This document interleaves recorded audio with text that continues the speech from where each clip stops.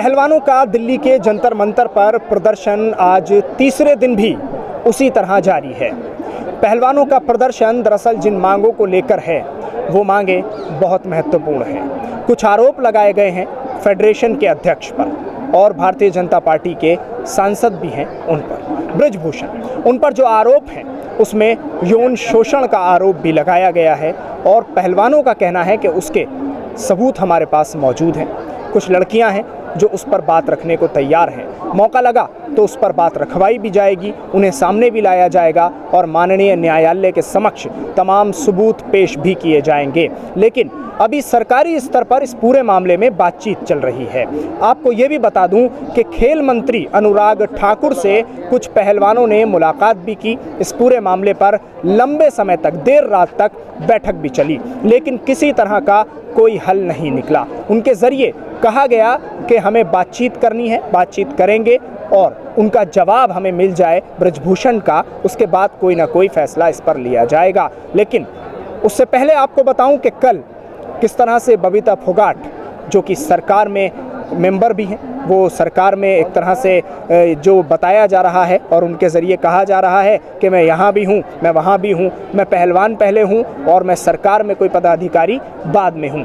तो जब बबीता फोगाट यहाँ पहुँचती हैं और उनके ज़रिए किसी तरह का कोई मजबूत इन लोगों को आश्वासन न देना और बस ये कहना कि मैं अपनी तरफ से कोशिश करूँगी, ये खुद में एक बड़े सवाल उठाता है। क्योंकि बृजभूषण की अगर बात कर ली जाए तो वो खुद में एक बाहुबली नेता की हैसियत रखते हैं, छवि रखते हैं और ख़ास तौर से सांसद होने के नाते वो अपने कुछ दावे पेश कर रहे हैं। लेकिन सवाल ये है उनके दावों में कितनी सच्चाई है वो सामने नहीं आ पा रही है। और आज की जो तस्वीरें हैं वो दिल्ली के जंतर मंतर से मैं आपको सीधे तौर पर दिखाऊं तो पहलवान उसी तरह यहाँ बैठे हुए हैं जिस तरह उन्होंने पहले दिन अपना ये प्रदर्शन, अपना ये धरना शुरू किया था, उसका आगाज़ किया था।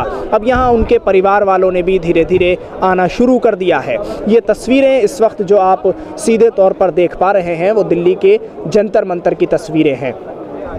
ये जो चारों तरफ की बैरिकेटिंग है, इसी बैरिकेटिंग के बीच ये पहलवान बैठे हैं, उनके कुछ समर्थक बैठे हैं, कुछ बच्चे हैं जो पहलवानी सीख रहे हैं और उनके साथ साथ ये पहलवान जो इस वक्त यहाँ बैठे हैं। आज तीसरा दिन है इस धरने को इसी तरह से जारी किए हुए।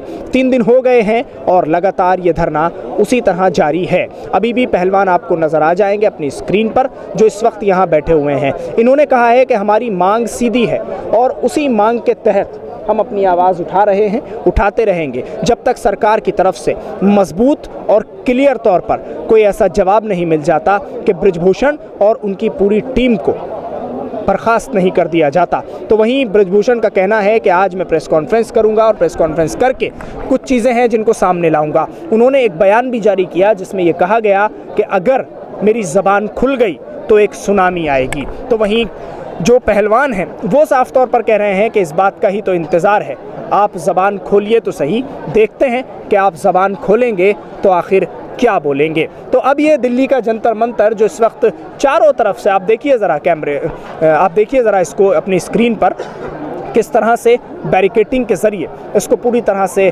कवर कर दिया गया है। और पहलवानों को क्योंकि बहुत मुश्किल हो रही थी, पत्रकारों से भी बातचीत करने में भीड़ बहुत ज़्यादा थी और आज भी बड़ी संख्या में लोग इनके साथ जुड़े हुए हैं। तो ये तस्वीर है जहां पहलवान बैठे हैं, लेकिन वहीं उसके बराबर में जो पहलवानों के परिवार हैं और उनके जो लोग हैं, उनके जो समर्थक हैं, उन्होंने दूसरी तरफ अपना एक प्रदर्शन इसी से जोड़कर शुरू कर दिया है। वो तस्वीरें ये हैं, मैं आपको दिखाना चाहूँगा। आपके स्क्रीन पर आप ये देखिए, यहाँ परिवार वाले हैं जो बैठे हुए हैं, वो भी इसी मांग को लेकर बैठे हैं। ये गांव मोहल्ला पड़ोस के लोग जो समर्थन के लिए दिल्ली पहुंच गए हैं और दिल्ली के जंतर मंतर पर आज ये लोग समर्थन में आवाज़ उठा रहे हैं। तो ये दिल्ली का जंतर मंतर है।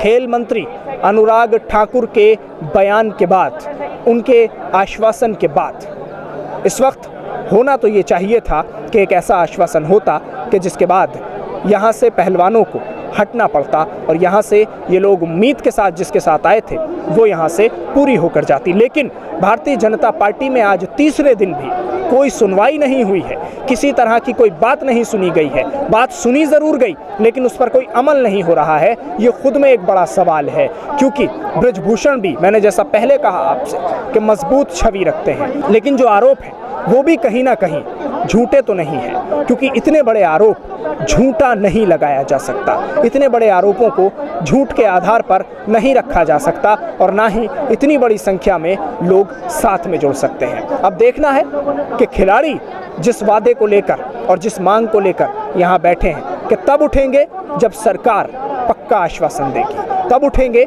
कि जब सरकार बात सुनेगी। तो अब देखना यह है कि सरकार सुनेगी कब। मैं ये कहना चाहता हूँ कि जो हमारी बेटियों के साथ और जो हमारे पहलवानों के साथ जो दुर्व्यवहार किया है और हमारी बेटियों का चरित्र हनन तोड़ने की कोशिश की है, खेल फेडरेशन के अध्यक्ष जो कुश्ती फेडरेशन बृजभूषण, उनको तुरंत बर्खास्त किया जाए, उनके ऊपर मुकदमा दर्ज करा के उनको अरेस्ट किया जाए। मैडम ने कहा कि बिगुल बजा दिया, जवाब देंगे, लेकिन मैंने पूछा देते तो नहीं आप जवाब? हाँ, जवाब मिलेगा इनको, जैसे किसान आंदोलन में इनको जवाब मिला था ऐसे ही जवाब देंगे हम।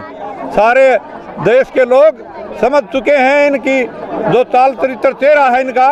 ये कह के आए थे बेटी बचाओ बेटी पढ़ाओ और चाल चरित्र चेहरा हमारा अलग है, ये सारे देश को पता चल गया इनका चाल चरित्र चेहरे का। बीजेपी के लोग जो हैं वो बिल्कुल करप्ट हैं और सारे देश को इन्होंने पूरी दुनिया में बदनाम किया है। हमारे खिलाड़ियों के साथ जो व्यवहार किया है, क्या लगता है करप्ट है? हाँ, 100% करप्ट है बिल्कुल। ये इस देश का भट्ठा बैठा के जाएंगे।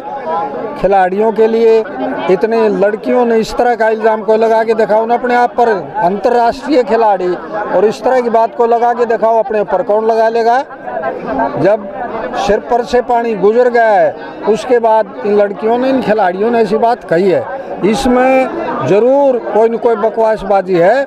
ये जांच का विषय, सरकार जांच कराए। जवाब क्या देंगे आप? क्या कह रहे हैं जवाब देंगे 24 में? 24 में नहीं, मैंने नहीं कही जवाब देंगे, वो अलग बात है।